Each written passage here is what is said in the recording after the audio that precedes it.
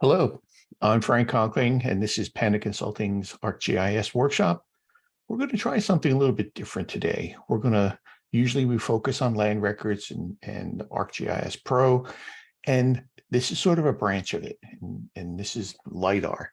And we're going to talk about Lidar, what it is, how it's captured, what the Lidar files look like, and sort of explain a little bit how you actually have to go and process them in order to be able to extract anything meaningful out of them.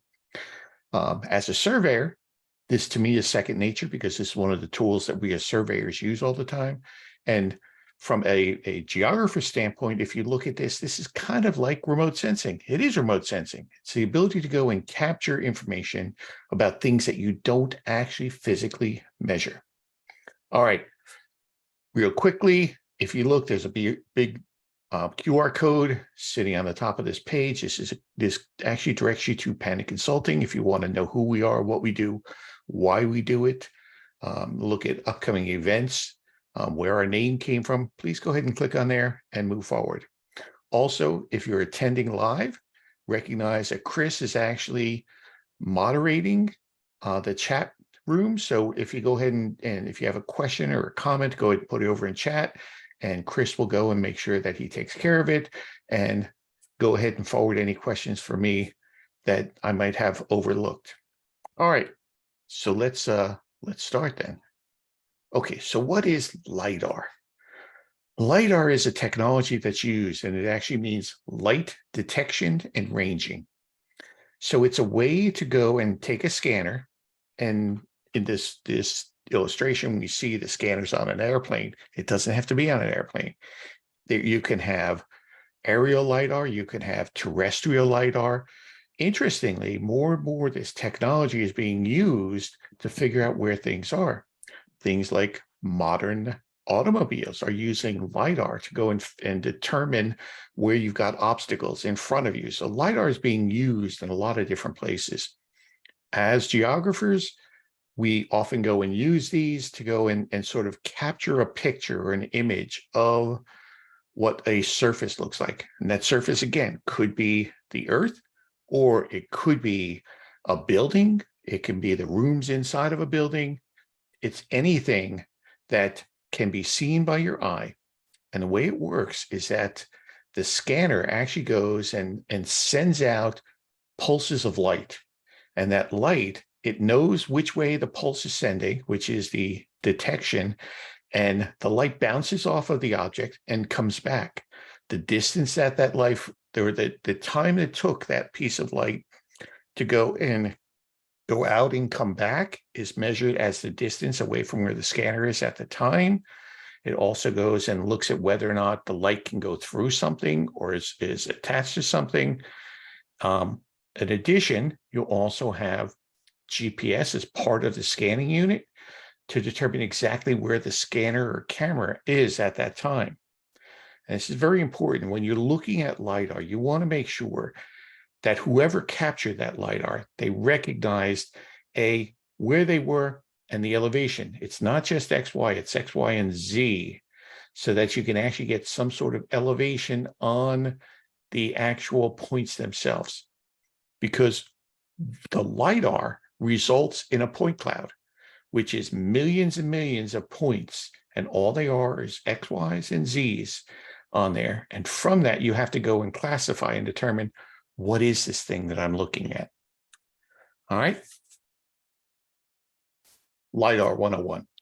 That's about as far as we're going to go on this, but we're going to look at how we can use this information inside of ArcGIS Pro to go and create contours. Contours being iso lines showing a specific elevation across a surface. All right, here's the general steps. We want to go and create a geodatabase. And again, in ArcGIS Pro, this can be our default geodatabase or a separate one. Then we want to go and take our LIDAR files, our LAS files. By the way, there's a difference between an LAS file and an LAZ file. LAZ is a compressed LAS file, and you need specific tools to go and uncompress them. And ArcGIS Pro has some of those, but we're going to deal with LAS files. These are the Lidar files. These are point files on here. So what we're going to do is we're going to look at what we have to do, what that LAS file looks like, and then we're going to aggregate them into this data set. Think of it kind of as imagery in that it's all of this information, and you've got to put it together because you want to analyze it as one piece, not as 24 different LAS files and get contours out of this one, they get contours out of this one, they get contours out of this one. You want to go and aggregate them together and let the software go and analyze it as it goes. As you see, we're going to try to also be a little bit more efficient in what we do, and we're going to clip it out so that we only go and analyze a certain portion of that. And that's where we're going to go and clip the LiDAR using an extract LAS command on here. It's only going to give us the point cloud that's actually within our clip area that we define. Then we're going to go and analyze this and look at the properties of that LAS file and tell it to just show us what in this case is going to be bare earth.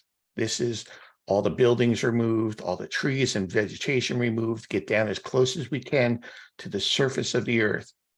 And then from that, we're going to create contours. So let's start. All right. I have here a project, an ArcGIS Pro project. And on here, I've got a couple of different things. I've got an area that I've gone and I've clipped out and said, this is the area I want to go in and create the contours for. And it's important to do that because otherwise what will happen is you'll have, and let's go down here and show. By the way, I've got that aerial there, but let's go and show. We will have, in this case, we have a group of LAS files that cover the entire area.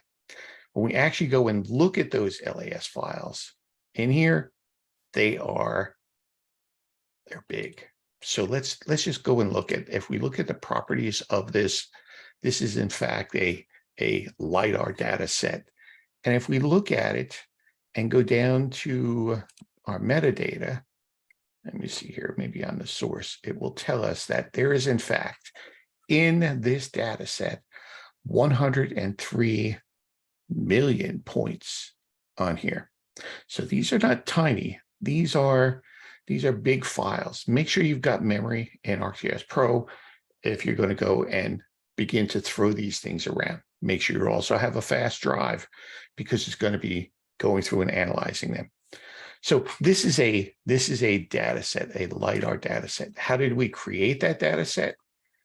Let's go back one step further and let's go to, here is in fact what an LAS file looks like. It's a series of files out there. Again, this, if I turn this off, this is one LAS file. And again, if I go in here, notice as I zoom in and out, it's going in. If it goes and falls within the certain scale limit, it's going to go and display these all in there. Again, this one LAS file actually has about 5.5 million points in there. All right.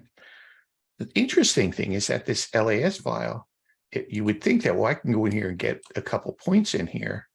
And when I can't do that, because this is identified that this is a very thick one. Instead, what I have to do is I have to go to my classification here and tell it what I want to select. And in here, selectable points, what I want to be able to select on here. And then I'll go in here and I will try selecting them. Go make sure. Yeah. One of the things you'll notice is that depending upon what layer you're on, you actually can see that, in fact, the ribbon changes. And if I have an LAS, it identifies that this is a LAS data set and what I can do with that LAS data set. So again, these are big files. These are point files. And you want to make sure that you've got a sufficient resources available to go and start throwing them around. But this is what it looks like. And I can go in and look in here and I can say, go ahead and take this and symbolize it according to, for example, elevation. and it will go and symbolize this according to the elevation and go ahead and show me what it looks like. That was, by the way, the default symbology on here. I can tell it by classification and let it go and classify it to show me what's out there and what these different classifications are. And this is whether or not they are classified. So an unclassified point is that it hasn't been identified what it is. You can actually run through a complete classification. I would tell you, unless you really know what you're doing, it probably is not the smartest thing for you to do. I can also symbolize this according to elevation, which I tell it again, here's the elevation, show me what this looks like. And on here, you begin to see the richness of that LiDAR point cloud, in which you can begin to understand, oh, there are buildings here. And if I actually turn on my aerial, I can actually go and see there's buildings in here, and it's actually capturing all of that in there. So this LAS file, and I'm looking at a single LAS file right now, it's showing me all of the points that's in here, everything from the bare earth to buildings to trees. And if I look at these trees, it's actually showing me the tops of the trees.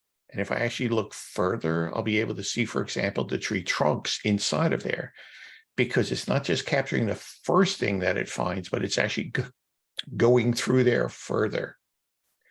All right, so let's go with a little bit more. Let's look at symbology, and we can look at slope as far as if we just have the surface in here. Again, it's not going to do much good on this one. Look at the aspect in here. Again, doesn't mean much on this because we haven't classified this. We haven't gone and looked much further at it. Interestingly, we can go and put on contour and have it go and draw a contour for us. And it's actually going drawing a contour.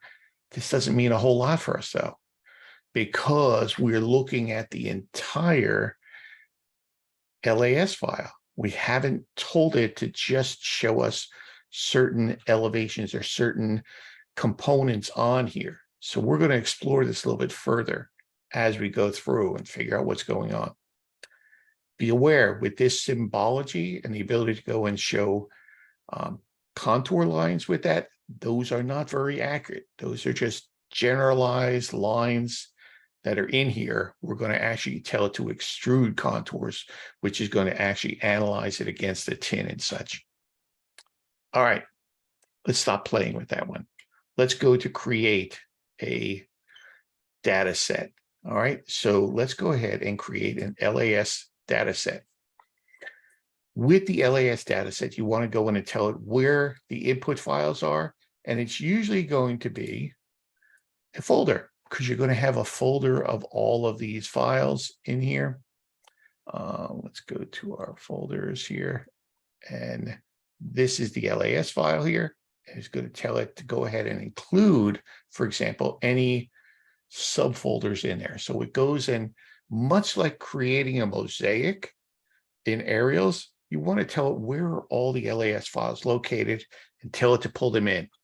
And then you're going to tell it, okay, let's go ahead and create this data set. And again, the data set just goes and stores what are the LAS files, where are they located, what's the extent of them. That's about all it really does. It's just a way to go and aggregate them together to go in here. And then there's things such as, are we going to do any constraints on here? We're not going to constrain this at the moment. Here's the coordinate system that it uses. And for the most part, you can just tell it, just go ahead and use these defaults when it goes and creates this. And when it gets done, it's going to create an LAS file, excuse me, an LAS data set that contains all of those LAS files in here. And again, as we go out, the display is set to only show the wireframe. In this case, we're going to go and zoom in. And you can see there's inconsistencies as far as the actual density of the lines on here. Some of them may have been overlapping scans and such, but they're all located in there. All right. So if we go in here and look and see, here's the points whether or not we have it filtered. Right now, still looking at unfiltered, all the points in here. And again, if we looked at this and looked at the properties of there and looked at our source to say 103 million parcels or 103 million points inside of this LAS data set, too much. I actually ran contours against this, and it took several hours to go and run. Don't do that. Don't do that. You want to go instead to go and clip this out. So in order to go in and clip this out, what you want to do is twofold. You want to create some sort of a clip polygon. And in this case, I just have a clip area that I decided. I went to my aerial and I said, I want to know the LAS points inside of all this clip area. So I'm going to use that as my clip polygon on here. And then what I do is I do an extract. All right. And I tell it what the point cloud's going to be.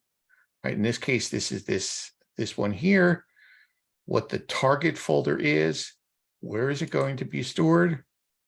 Again, I can do it in here. And then what is my data set going to be? Again, it's just taking that larger LAS data set and clipping out of it, extracting out of it a smaller subset. This is highly recommended. Make sure you go and do this. And I tell it, in fact, the extent is going to be, and I tell it I want to do it to the clip area. And I can tell it to process it, find everything inside that clips against that, and tell it to run. This will take a couple of minutes, again, because it's looking at that 105 million points and trying to figure out what's inside of this clip area and what's not inside the clip area. And it's going to go and extract that for you. With that, we wind up with this smaller one again. And I should probably go and turn this off. So we wind up with this smaller one. You can see it goes and generates enough, and these are rectangular areas, so that it covers the envelope of that clip area that we had. And if you look at the clip area here, you can see it went to here, went to here, went to here. So it covered the envelope within the available data set, the overall data set on here. So now when I go in here, I can see suddenly all these points. If I look at this data set again now, I can see that I've actually taken it from 103 million to 40 million on here. So this is the first thing you want to do, is you want to go and sort of reduce this so that you're being more efficient. You don't want to analyze all that entire collection of everything that you have. You want to go and make it smaller on there. All right, any questions on this? Highly recommend that you go and make sure that you clip the overall data set so that you have something that's more manageable on here. All right, so once you clip it, now you want to go and look at how this is classified. And again, once you clip it on here, then you want to go and determine, well, what am I really looking for on here?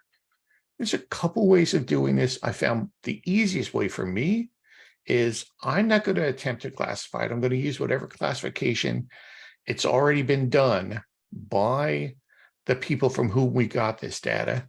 And instead, I'm going to go to the properties here, and I'm going to go to the properties of this and set my LAS filters.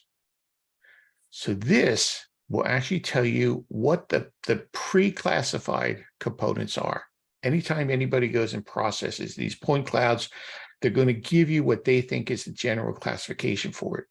So again, you can find everything from all the points that are in here to just what they think is the ground and the water, to a bridge deck, to ignored ground, if in fact there was some area that you want to ignore.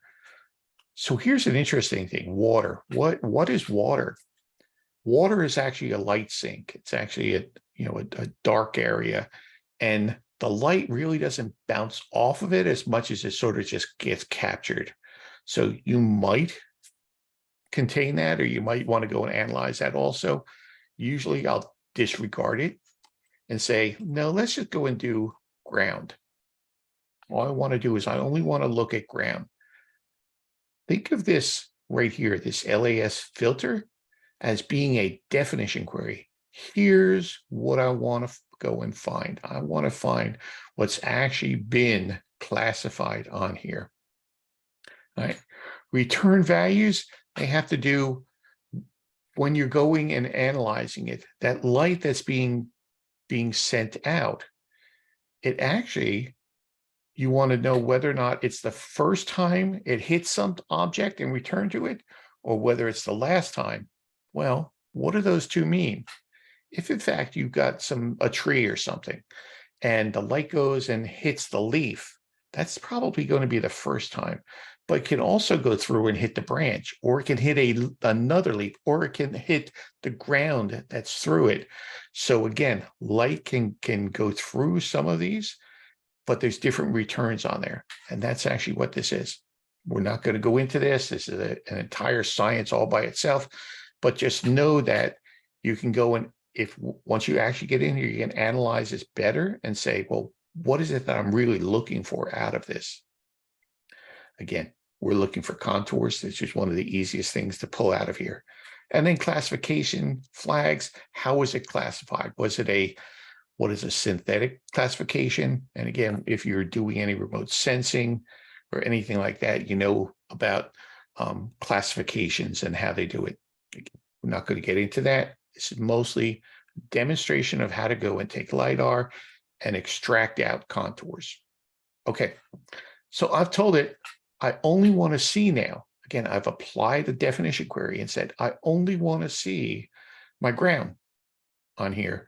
And I'm going to leave these exactly the same, find everything that might be considered ground, look at everything as far as how it might have been classified for me. And when I click on this, you suddenly see a change in actually the LiDAR data set.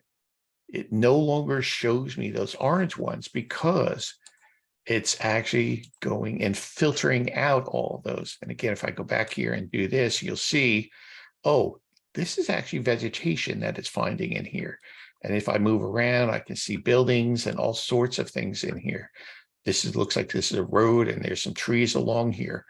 So again, I'm telling it to go and filter out. So it only goes and shows me the ground and maybe the water in here. Let's go ahead and look at that. So now it's going to go, and you can see that water's been pulled out of here a lot, but there still must be something because that classification still exists in here. So there's my LiDAR points. And right now, they're just symbolized according to the elevation of those. And if I zoom in here a little bit more, I can see these are just points on points on points on points.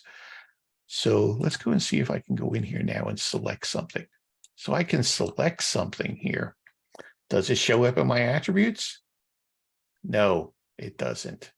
But if it shows up here on my properties, I think I can, it shows me here 20 point, there's 20 LAS. There's selection. Nope, let's go and select, by the way, just ground and water.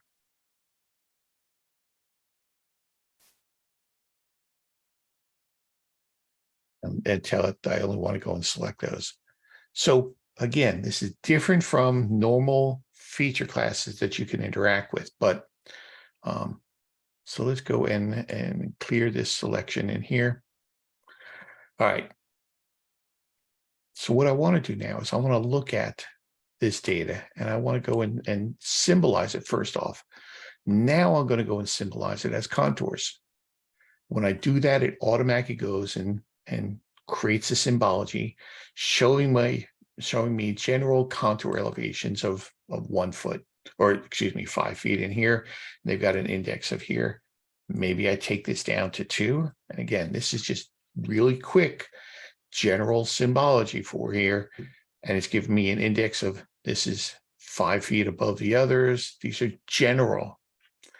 Interesting thing is that you can actually go in here and tell it to go and do both, so that I can go and tell it to go and draw the elevation and also go and draw those lines, those contour lines on here. So I can do contours on here as well as this is on the symbology on my data set. Still haven't extracted anything. This is just experimenting and playing with and looking at different ways to go and view those LiDAR data sets to see if I can understand a little bit more what I've got in here. Go in here again, let it display. You can see though, as you setting different symbology, it's also telling you sort of, or it's taking longer and longer to display. Do we want to do something with any sort of edges on here? We don't need to do that. Any sort of elevation or slope or aspect. Again, this really is just an elevation data set right now. So we're good with this. And I think I can turn on my aerials and see, yeah, this just makes sense in here, inside of here. And I'm going to turn off this elevation so I can display just those contours being drawn. And you can see how quickly this was done. I usually don't rely upon this very often. By the way, that's drawing the elevation every 2 feet. So I can see there's a depressed area in here. This is sort of the back of a trap. This is the back of a green. Kind of makes sense in here. It looks like this golf course doesn't have huge changes in elevation. Depends upon where in the country you are. But again, you can see that's a general component on here. I'm comfortable with that. I'm comfortable that I know what I'm looking at, and I'm pulling out the information that I want to go and do. So now I can look at this and look at the data, and now I'm going to say, okay, let's go and actually pull out some information out of here. All right, I can go to surface derivations and say, pull out, create contour lines from this based upon here. And when I go and do that, another geoprocessing tool comes up and says, okay, what's the surface I'm going to analyze? In this case, this is doing the demo clip, which is the one I have on here. And what is the feature class that I want to go and create? Let's just go and use this default one. It's the demo clipped, and it's going to create surface contours. And then what elevate or what interval on here? I'm just going to do 1 foot contour elevation. I'm going to tell it, don't be concerned with the base contour. Let's just do everything that's in here. I have a lot of confidence in here, and this is not a real mountainous area. So go ahead and do that. I'm also going to go, and that's in this base contour. I'm going to tell it to create an attribute field called contour. That contour field is going to contain the actual elevation of the line. And I'll use that for labeling as I go through here. Contour field precision, closest foot. I don't care about anything else. Interval index, we can leave it at blank. And the index field, if we want to go and put it in there, what we're going to do.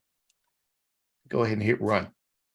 Again, I've taken the LAS files, aggregated them together into a LAS data set, taken and created a clip polygon, and then I've gone and extracted that LAS file from a new LAS data set, which is clipped out of the overall of all the LAS files, the LAZ files that I had, and it's now processing this.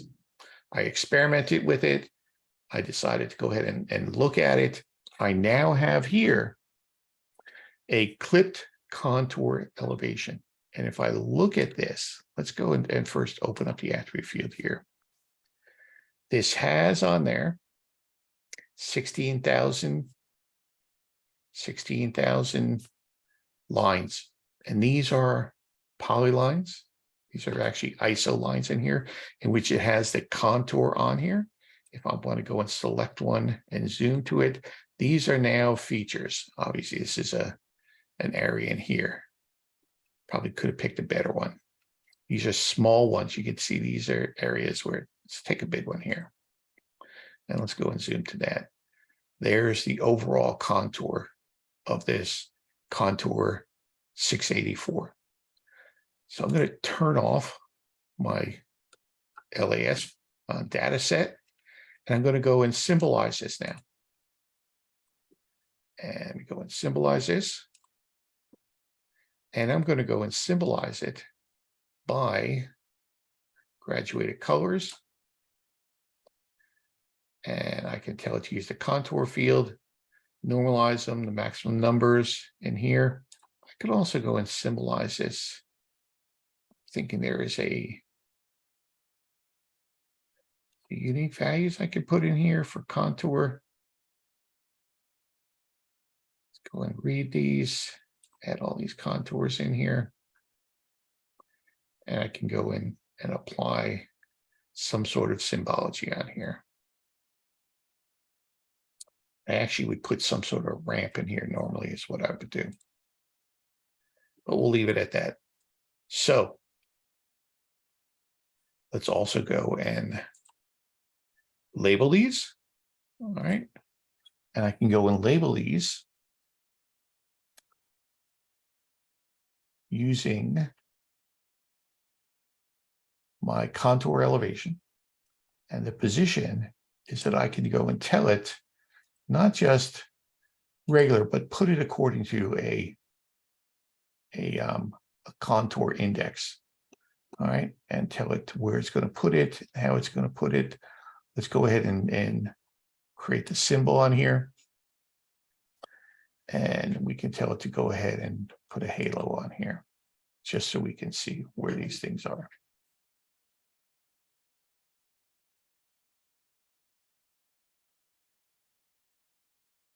All right.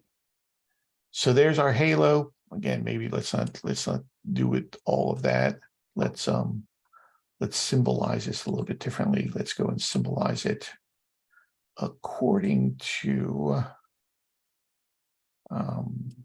let's just get a symbol.